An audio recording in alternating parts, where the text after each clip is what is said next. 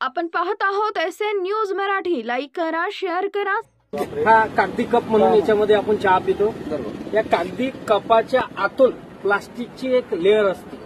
ती लेअर आणि कागद बांधण्यासाठी बिपेन नावाचं केमिकल वापरलं जातं. हे बिपेन नावाचं केमिकल कॅन्सरला निमंत्रण देतं आणि भारतीय शास्त्रज्ञांनी सांगितलेलं आहे. आता बरेचसे लोक म्हणतात हा तर कागदी कप आहे, याच्यामुळे काय होणार आहे. तर एका कागदी कपात चहा पिल्यामुळे 25,000 मायक्रोकण प्लास्टिकच्या आपल्या पोटात जातात एकदा पिल्यामुळे.